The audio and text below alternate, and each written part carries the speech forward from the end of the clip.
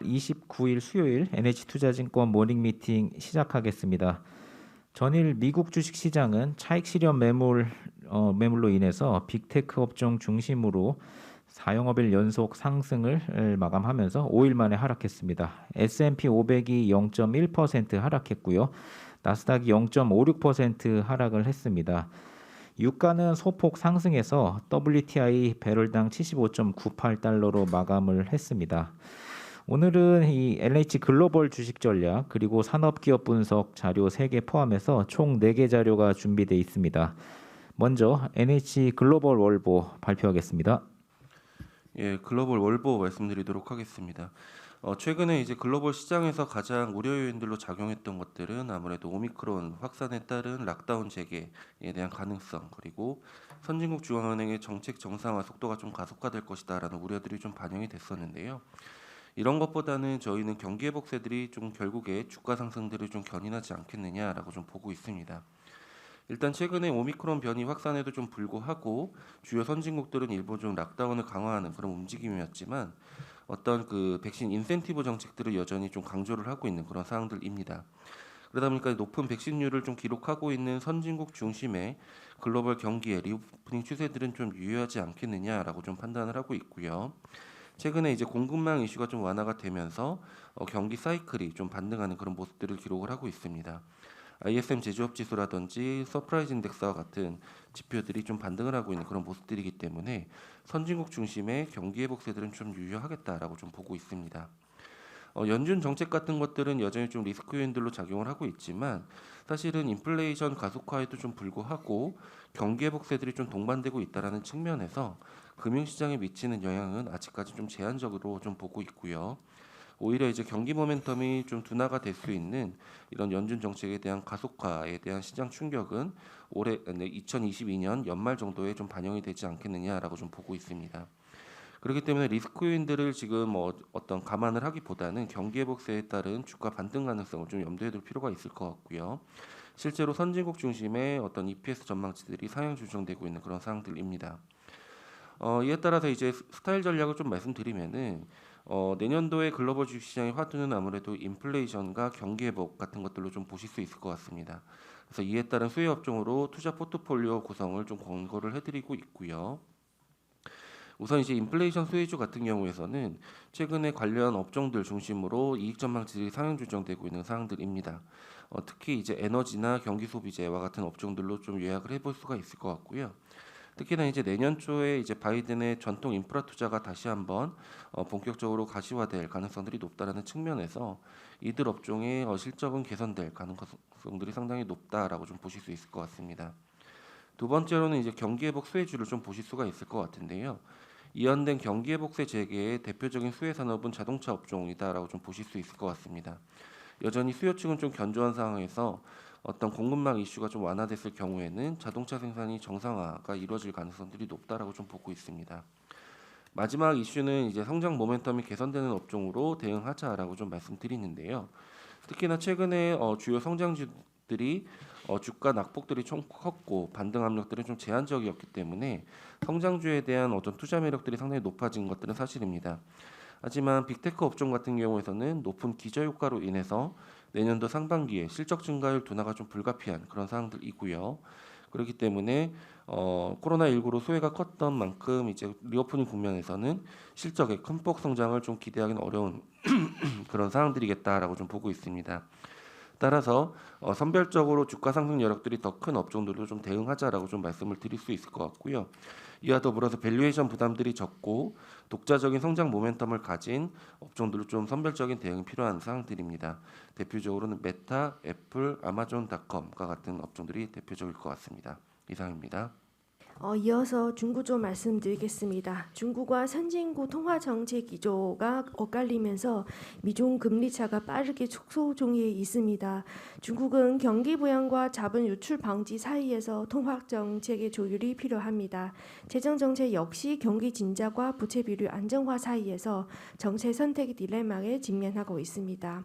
현재 중국의 완화적인 금융 정책은 적극적인 부양보다는 안정적인 경제 운용 등을 위한 조치라고 판단하고 있습니다. 따라서 중구 번도 주식시장은 1분기 계절성 요인이 존재하겠으나 이 선별적인 이 접근이 필요한 시즌이라고 판단됩니다. 부동산 시장 규제는 직소되겠지만 이 강도 조절과 선별적 완화가 진행 중에 있습니다.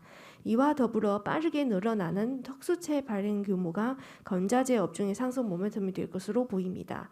생산자 물가 지수와 소비자 물가 지수 스프레드 축소와 이 소비재 기업의 제품 가격 인상은 관련 기업의 주가의 아품 가능성을 높였습니다.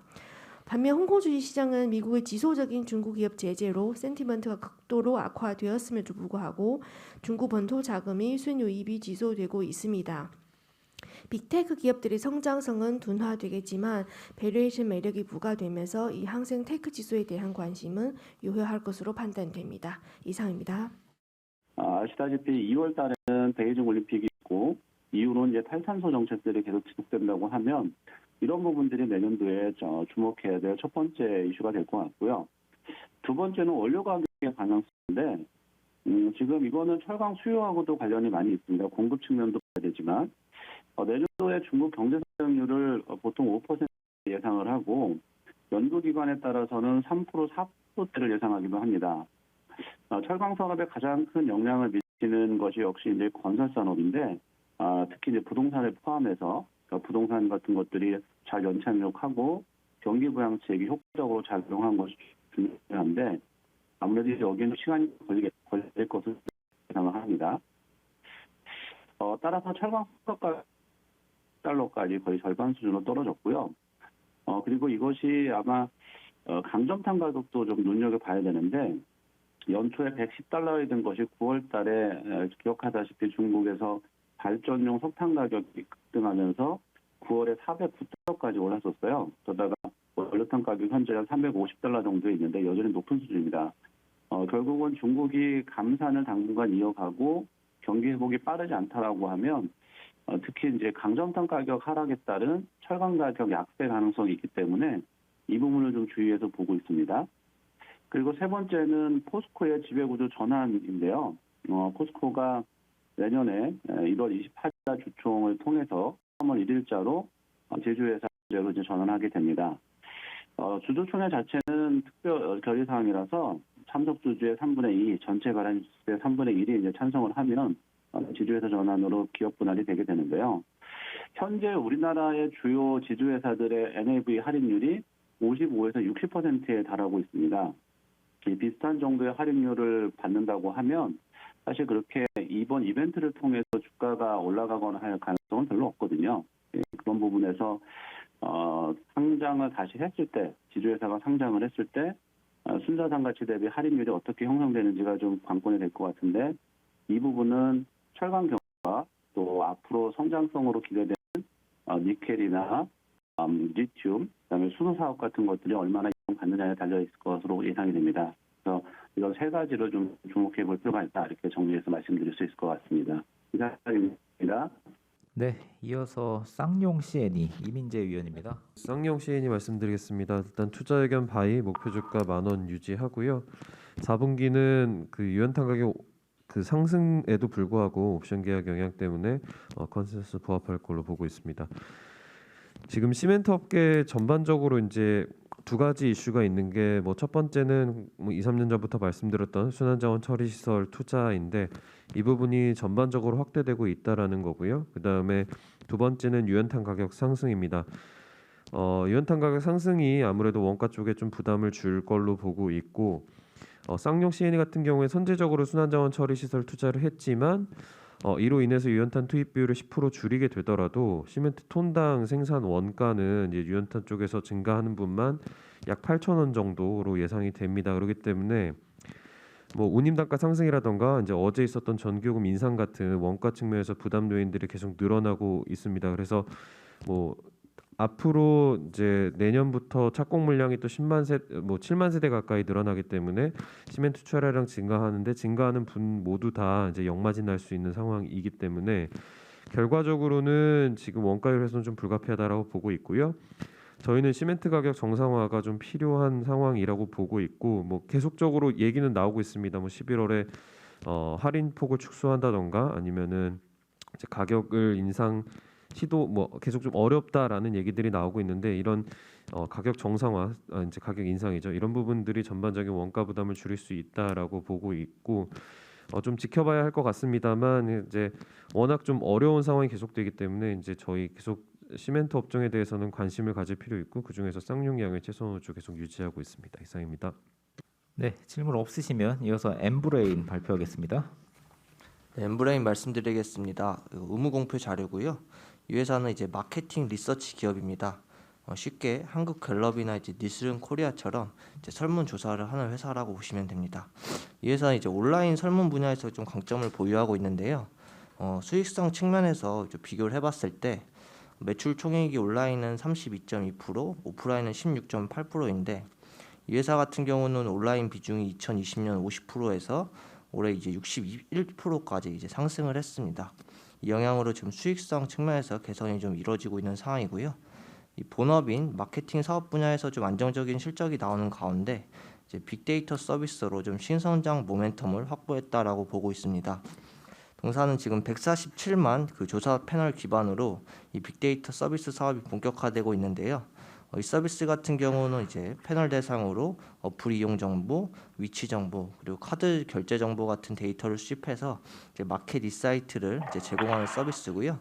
또한 이제 내년 상반기에는 이제 구매 빅데이터 서비스가 출시가 됩니다. 이거 같은 경우는 이 소비자의 구매 영수증과 이 상품 바코드 데이터를 수집해서 이 상품별 시장 점유율을 이제 적용하는 서비스이거든요.